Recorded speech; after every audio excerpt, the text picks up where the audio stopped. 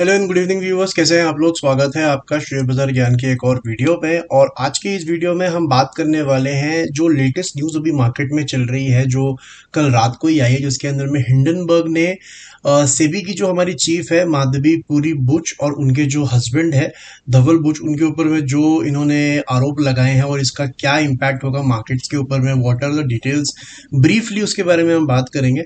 अगर आप लोग चैनल पे नए हो तो चैनल को प्लीज़ सब्सक्राइब कीजिए ताकि रोज आने वाली जो वीडियोस हैं वो आपको लगातार मिलती रहे। तो देखिए, सबसे पहले समझने वाली बात ये है इसके अंदर में कि हिंडनबर्ग को इतनी इंपॉर्टेंस क्यों मिलती है मार्केट्स के अंदर में, और ये जो पूरा मामला अब ये नया है क्या इसके अंदर में, तो इसको ब्रीफली समझ लेते हैं पहले। बेसिकली हिंडनबर्ग जो है एक यूएस बेस्ड ग्रुप है जो कि इन्वेस्टमेंट करते हैं और अपनी रिपोर्ट्स जो है स्टॉक्स के बारे में, कंपनीज के बारे में बताते हैं, राइट। अब इनको इतना सीरियसली इससे लिया जाता है बिकॉज जितनी भी इन्होंने रिपोर्ट्स पास्ट में निकाली हैं उसके बाद में कभी भी किसी ग्रुप को एक्सपोज करते हैं उससे पहले उस ग्रुप की स्टॉक्स के अंदर में शॉर्ट पोजीशंस बना लेते हैं, यानी कि उसको बेच देते हैं। और एक बार इनकी रिपोर्ट बाहर आ जाती है तो as per historic data 60 to 90% तक स्टॉक्स जो है वो टूटे हुए हैं इन द पास्ट। ठीक है। इंडिया के अंदर में सबसे पहला इम्पैक्ट जो हिंडनबर्ग में हमारे को देखने को मिला था वो लास्ट ईयर देखने को मिला था, जब अडानी का ग्रुप के ऊपर में इन्होंने अपनी एक रिसर्च रिपोर्ट निकाली थी और उसके बाद में अडानी के स्टॉक्स भी ऑलमोस्ट 50% और कुछ कुछ स्टॉक्स उससे भी ज्यादा गिरते हुए नजर आए थे एक या दो दिन के अंदर में। वो जो पूरी की पूरी इन्होंने रिपोर्ट निकाली थी दैट वाज रिगार्डिंग एक तरीके से जो कैश साइफनिंग है और अलग अलग ऑफशोर फंड से अपने ही स्टॉक में पैसा लगाना और अपने ही स्टॉक को ऊपर बढ़ाना, ऐसे आरोप हिंडनबर्ग ने लगाए थे, राइट। अब वो मामला तो खत्म हो गया एज इन उसके ऊपर में कोई ज्यादा चीजें आगे बढ़ी नहीं, एक बारी के लिए स्टॉक्स गिरे फिर उसके बाद में रिकवर भी कर गए।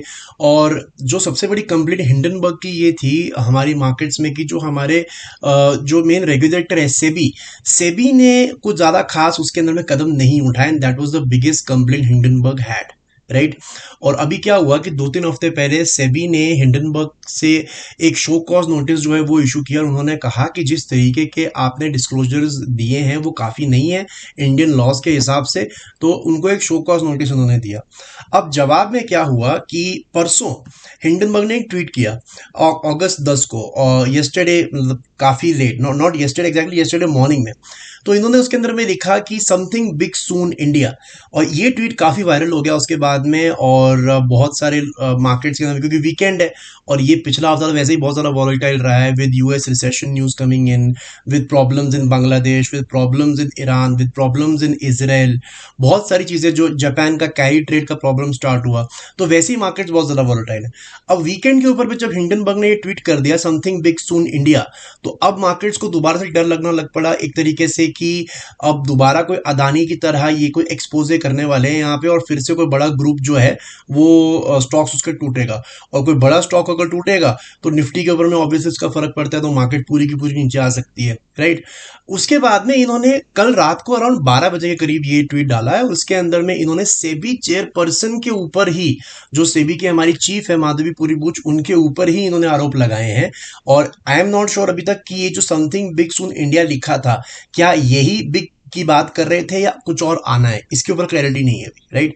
अब इन्होंने क्या आरोप लगाया इसके अंदर में कि जो हमारी सेबी चीफ है और उनके हस्बैंड है, इनके जो थे स्टेक होल्डिंग था इन ऑफशोर फंड्स मॉरिशस वगैरह के अंदर में, और उस फंड को जो हैंडल करते थे वो करते थे गौतम अडानी के ब्रदर, और इनका भी पूरा का पूरा उसमें स्टेक होल्डिंग था, और इसीलिए सेबी ने उसके ऊपर में जो पूरा हिंडनबर्ग का रिपोर्ट था उसके ऊपर में कुछ भी फैसला नहीं लिया या कुछ भी इंटरेस्ट नहीं लिया।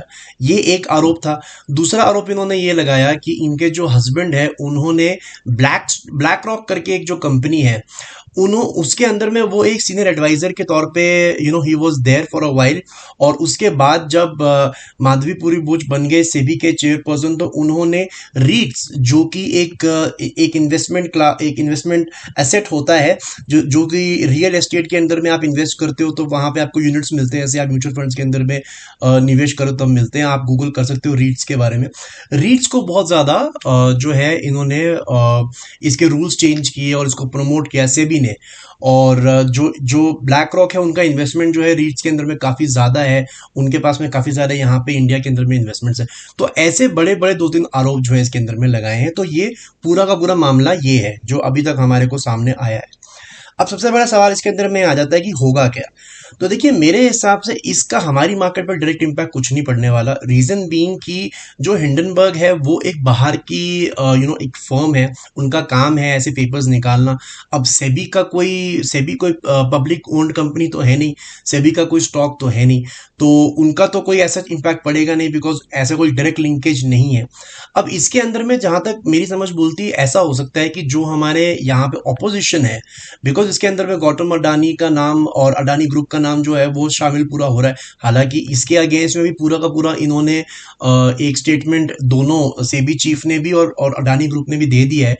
अडानी ग्रुप ने ये कहा है कि हमारा कोई लेना देना नहीं है commercially with the SEBI chief, और सेबी चीफ ने भी ये बात बोल दी है कि हम अपने जितने भी अकाउंट्स हैं वो बहुत ही ओपन है और दोबारा पेश करने के लिए तैयार है अगर हमारे से मांगे जाते हैं तो, राइट।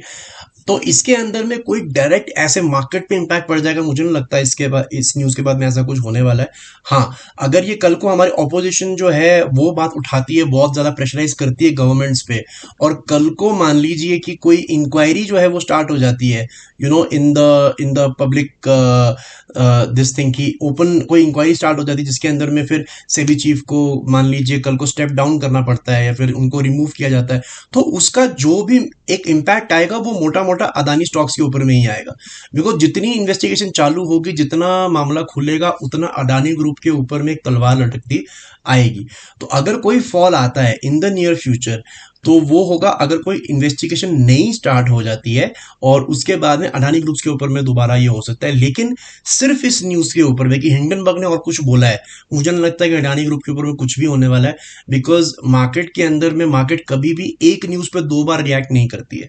ये हो चुका है हिंडनबर्ग का मामला, रिएक्शन आ चुका है ऑलरेडी अडानी स्टॉक्स के अंदर में पहले। अब दोबारा से इन्होंने एक और आर्टिकल निकाल दिया, एक और पब्लिश रिसर्च रिपोर्ट डाल दिया है। अब इसके ऊपर में डिपेंड होगा कि किस तरीके का एक्शन हमारे यहाँ पे होता है ऑन सेबी, और उसके बाद में अडानी ग्रुप के ऊपर में जो होगा छोटा मोटा अगर हुआ तो इम्पैक्ट देखने को मिलेगा। बट ऐसा कोई नीजक रिएक्शन मुझे नहीं लगता। इससे बहुत बड़े बड़े जो हैं इस टाइम पे प्रॉब्लम्स हमारी मार्केट्स में ऑलरेडी खड़े हुए हैं।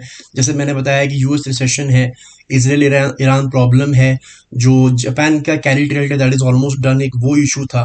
तो ये बड़े बड़े जो है प्रॉब्लम्स मार्केट्स को उनको देखना है। ये एक न्यूज़ ज़्यादा सेंसेशनल है, और अगर इसका कोई बुरा इम्पैक्ट होगा, अगर सेबी चीफ पे होगा, तो वो एक पर्सन पे होगा, एक पोजीशन पे होगा।